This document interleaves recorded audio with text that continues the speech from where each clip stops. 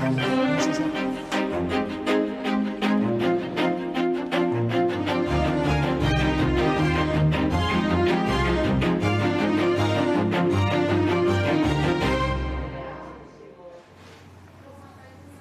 En 2019 se registraron en Aragón 8.463 nuevos casos de cáncer.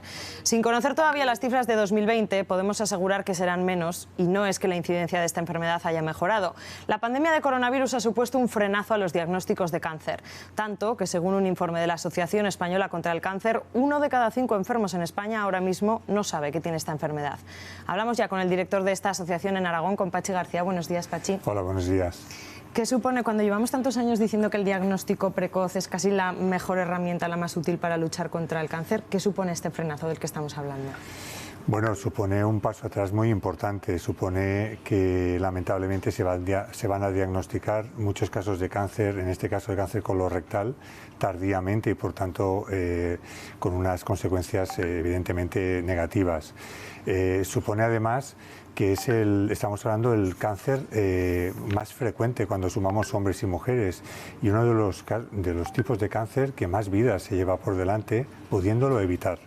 Entonces, de ahí la preocupación de la Asociación Española contra el Cáncer porque se ponga en marcha cuanto antes el programa de cribado de cáncer colorectal y se complete, llegue al 100% de la población, que estaba en fase de expansión y aún no habíamos llegado al 100% de la población objeto del cribado, que es de las personas sanas, hombres y mujeres de 50 a 70 años. Claro, porque se había puesto en marcha de 60 a 69, sí, pero en la otra franja de edad, digamos que todavía era incipiente, todavía se estaba comenzando. Los datos que tenemos de principios de año, de 2020, porque ya se paró el programa en marzo, es que en ese rango de edad de 50 a 60 años se había llegado ya al 23% de la población, que daba por tanto un porcentaje muy importante, teniendo en cuenta que en ese rango de edad de 50 a 60 hay más población que de 60 a 70.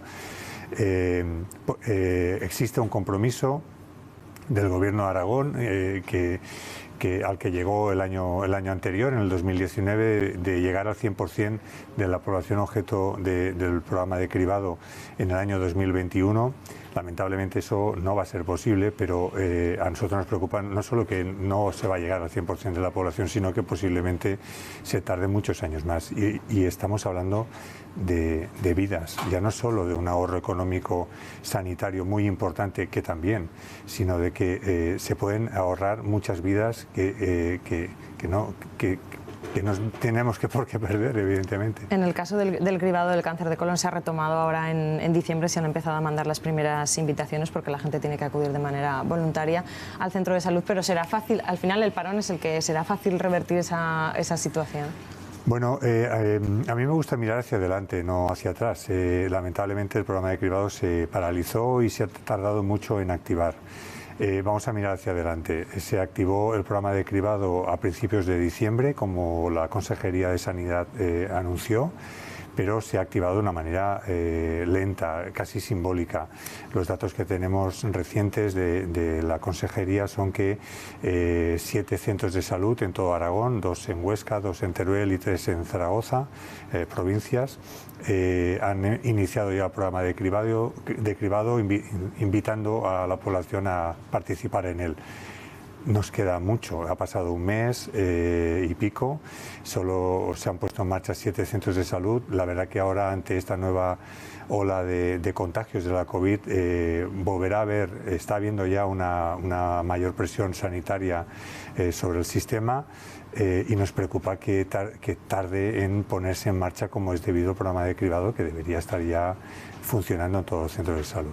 Hay otro cribado, es el del cáncer de mama, el segundo cáncer con más incidencia. ¿Ese sí está funcionando con normalidad, les consta? Sí, desde que finalizó el confinamiento, se paralizó también durante los meses de confinamiento, pero desde que terminó el confinamiento, sobre el mes de mayo, junio, se reactivó el programa de cribado de cáncer de mama, afortunadamente, y está en funcionamiento.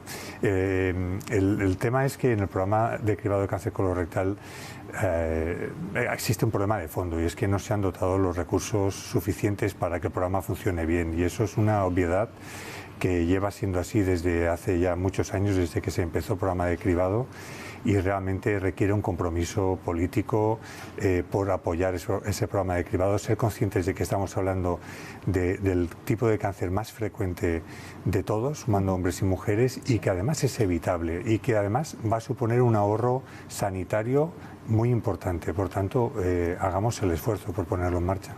Pachi, ahora hablamos de la atención primaria, pero primero vamos al hospital, porque en ese informe de la Asociación Española contra el Cáncer al que hacíamos alusión y de varias sociedades médicas, se han comparado los diagnósticos de 34 hospitales de 15 comunidades autónomas entre marzo y junio de 2020 y de 2019.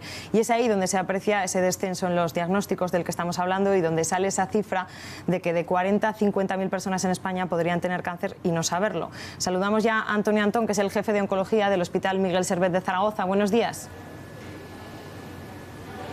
Hola, buenos días. A pesar del frío, creo que sí que estamos bien, ¿no? Estamos comentando aquí en el plato esas cifras a nivel nacional, Antonio. Sí. No sé si se notan ya en el hospital, si ha habido menos diagnósticos de cáncer este año pasado en Aragón. Vamos a ver, los datos que tenemos ahora mismo son de la primera oleada, de lo que fue en el mes de marzo-abril, y ahí sí que notamos que hubo un número inferior de pacientes vistos de primer día en las consultas de oncología. Ahora mismo la sensación que tenemos es de que sí que hay un parón no solamente por esa primera ola, sino por toda la situación de la pandemia que hemos tenido, la segunda, la tercera, que estamos esperando la cuarta, y evidentemente los recursos se están derivando hacia tratar el virus, ¿no? Y a la gente que tiene esta situación, y entonces, bueno, pues hay una inferioridad de recursos para el diagnóstico. Incluso los pacientes en muchas ocasiones no pueden ser atendidos en los centros de salud, están llamando a los centros de salud y no tienen posibilidades de que les vea su médico de familia, y la entrada al sistema sanitario, pues un alto porcentaje es a través de los centros de salud. Entonces, todas esas dificultades está haciendo que los pacientes lleguen un poquito más tarde o más tarde al diagnóstico, y ese retraso diagnóstico, evidentemente el cáncer no espera, el cáncer sigue creciendo, y la impresión que tenemos ahora, pero son impresiones, no tenemos datos reales, es de que un grupo de pacientes están llegando con enfermedades más avanzadas, ¿no? Entonces, nuestra preocupación es, por un lado, la falta de diagnóstico, tal como ha puesto de manifiesto este resumen de esos hospitales de la Sociedad Española de Oncología, y por otro lado, nuestra sensación y percepción de que los tumores están más avanzados. ¿Y eso qué va a suponer, ¿no? Es Antonio? porque realmente... Decimos que es importante la prevención, es importante, siempre decimos en el cáncer, cogerlo a tiempo, pero que lleguen en estadios tan avanzados y que lleguen tan tarde va a influir directamente en la supervivencia. Ahí está, que Pachi estaba hablando sobre los programas de prevención. Los programas de prevención se suspendieron, pero a mí lo que me preocupa no es que los programas no se hayan vuelto a poner en marcha, que se pondrán cuando tengamos la situación que podamos hacerlo. A mí lo que me preocupa es ese retraso diagnóstico sintomático, es decir, son pacientes que por miedo a salir de casa, por miedo a contagiarse del virus, pues están obviando una serie de síntomas y además no tienen acceso a comentarlos con el médico de familia, y entonces esa orientación inicial falla, y esto hace que haya un retraso diagnóstico. Entonces, por un lado, es el propio paciente el que...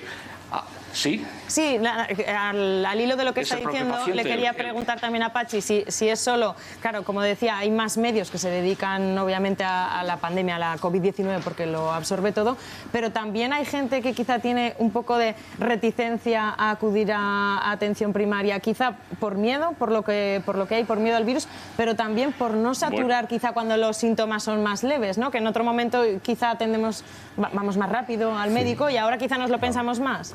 Sin ninguna duda, coincido absolutamente con lo que está comentando el doctor Antón. existe un problema añadido que es un sistema de atención primaria que está ahora mismo, vamos a decir, prácticamente colapsado o inaccesible a las personas. Se ha trasladado erróneamente el mensaje a la población de que ir al centro de salud no era seguro y eso ha prevalecido. Hay personas que no están yendo al centro de salud por dos motivos. Uno, porque es una realidad que es muy difícil acceder a la atención primaria y eso es un problema muy grave que no debería ocurrir y que se debería buscar una solución inmediata. Y dos, porque además las personas tienen miedo de ir al centro de salud. Paradójicamente, porque no tenemos miedo para hacer nada de todo lo demás que ocurre a lo largo del día. Sin embargo, cuando nos encontramos mal y tenemos que ir al centro de salud, ha trascendido la idea de que no es seguro ir al centro de salud. Eso hay que cambiarlo radicalmente. Pero también es verdad que hay que dotar de más recursos a la atención primaria y hay que modernizar la atención primaria. Hay un problema muy serio del sistema actual que se ha quedado totalmente desfasado, ¿no?, en estas circunstancias. Antonio está de acuerdo, es esa mezcla entre miedo de acudir al centro de salud y también de prudencia, de quizá no saturar, porque hemos dicho que está muy saturado, aunque usted añadía también que la gente llama y quizá no les atiende. Desconozco cuál es la razón, pero evidentemente yo creo que es un conglomerado de todo lo que estamos hablando, ¿no? Tanto pues parte del miedo, parte de lo que se ha transmitido de que no acudan a los centros de salud ni a los hospitales si no es imprescindible, que además sabemos que los centros de salud y los hospitales es un sitio donde hay gente que tiene el COVID y donde se puede transmitir el COVID, y evidentemente todo esto ha hecho pues que haya una infrautilización de los servicios. No estábamos preparados para hacer consulta telefónica y se han ido poniendo medios, pero evidentemente no estamos todavía en la situación óptima para poder atender a los pacientes sin verlos, ¿eh? Y esto también pues, es otra de las situaciones que de alguna forma pues, denunciaba. Antonio, hace poco hablamos en este plató. No sé si me escucha. Hace poco hablamos en este plato con la coordinadora de trasplantes de Aragón y nos decía que también con las UCIs llenas de pacientes por COVID-19, más saturadas de lo normal, también se habían hecho menos trasplantes porque se han hecho menos intervenciones porque no tienes luego una plaza a lo mejor en la UCI donde dejar a un paciente crítico. No sé si ha pasado eso también en los casos de cáncer, en las intervenciones por cáncer. Vamos a ver. En la primera oleada, sobre todo, hubo suspensión de actividad quirúrgica. Los pacientes con cáncer eran los de alta prioridad, pero llegaron a suspenderse las intervenciones quirúrgicas porque los recursos de UCI, de anestesia, de la enfermería que está en los quirófanos se trasladó a atender a COVID. Y esto es algo que lo aceptamos todos, ¿no? Y es algo que lo sabemos. Entonces, es una situación que hay que balancearla. Y ahora estamos en una cuarta oleada que pensábamos que no íbamos a llegar nunca y esperamos o creemos que a final de este mes vamos a tener una situación parecida a la que tuvimos en marzo. Y a lo mejor ya hay otras comunidades que ya han suspendido intervenciones quirúrgicas, en Cataluña, en Extremadura, es decir, que hay ya sitios donde han decidido no operar pacientes de cáncer porque no tienen respiradores, porque no tienen plazas de UCI, porque no tienen reanimación. Es decir, que esa es la situación. ¿Nos puede pasar eso en Aragón otra vez? Estamos, como dice, estamos en la tercera ola en España, en Aragón en la cuarta. ¿Nos puede volver a pasar esto? Estamos en la cuarta. Pues nos puede volver a pasar. Lo que nos transmitió la consejera en la última, antes de Reyes, pues fue el que venían unos momentos complejos, por el frío y por el COVID. Entonces, bueno, pues nos redujeron otra vez a un 3A, creo, ampliado. Y bueno, yo no sé si la gente es consciente de la situación, pero evidentemente esperamos que haya un boom. Ahora dicen que este incremento que ha habido es del Puente de la Inmaculada. Viene del Puente de la Inmaculada, no viene de la situación de Navidades. No sé lo que va a pasar. Estamos aprendiendo todos y nos estamos enfrentando día a día. Lo que sí que sabemos, y quería hacer referencia a ello, se ha publicado ahora recientemente en British Journal Medical Oncology un análisis del impacto que tiene el retraso terapéutico, no diagnóstico, sino terapéutico, es decir, retraso en cirugía, retraso en radioterapia, retraso en quimioterapia, un retraso de 4 semanas en inicio del tratamiento tiene un 10% menos de supervivencia esos pacientes. Entonces, y esto se ha comprobado fuera de lo que es COVID. Y es un estudio que analiza más de 1,5 millones de pacientes con cáncer. Y han visto que cuando hay retrasos, pues sucede un empeoramiento de la supervivencia. Entonces, lo que este estudio nos está advirtiendo, y lo analiza ya y lo pone en la etapa COVID, es que todo lo que ahora durante el COVID retrasemos, pues va a impactar en la supervivencia de estos pacientes. Y eso lo vamos a ver dentro de 5 años, porque son pacientes que no tienen enfermedad, pero que se ha retrasado el diagnóstico y en vez de sobrevivir un cáncer de mama un 90 o 92%, pues a lo mejor estamos en el 85%. Y Antonio, Entonces, la última pregunta que quería hacerle, ante esta situación de la que tenemos que ser conscientes, es evidente, y con una pandemia sobre la mesa que no podemos evitar, ¿se puede hacer algo? ¿Podemos aportar algo positivo? No sé si que todos estemos más concienciados con el coronavirus, pues para no saturar el sistema hospitalario, o que hacen falta más medios, no lo sé. Por resumir un poco antes de despedirle, ¿podemos hacer algo? Sí, bueno, yo creo que hay que mirar el futuro con optimismo. Yo espero que la gente sea consciente de la situación y de que intentemos, pues, el aislamiento social que sea lo máximo posible entre personas y entre grupos, pero que no se aíslen para ir al médico de familia o para llamarlo. Yo haría un llamamiento a los servicios de atención primaria de que intenten atender a estos pacientes, aunque sea telefónicamente. Tampoco debemos decirle que acudan a los hospitales, porque vamos a saturar los hospitales, pero por lo menos que tengan un acceso garantizado estos pacientes. Y luego, por otro lado, que esto yo espero que sea transitorio. Ahora mismo nos está durando más de lo que pensábamos. Inicialmente creíamos que para el verano pasado íbamos a estar estupendamente. Y bueno, estuvimos un poquito mejor, pero ahora mismo pues lo tenemos ahí. La vacuna, Antonio, yo creo que va a ser la solución, o eso es lo que esperamos todos, que sea la solución. Entonces, pues habrá que vacunar a la gente. Pero queda un poquito para eso, Antonio. El mayor número. Queda un poquito para eso. Nos quedamos con ese llamamiento que hace a la prudencia y sobre todo a la responsabilidad. Antonio Antón, jefe de oncología del Hospital Miguel Servet de Zaragoza, muchas gracias por habernos atendido, que sabemos que tiene mucho trabajo, y buenos días. Gracias a ustedes por contar conmigo de nuevo. Bueno.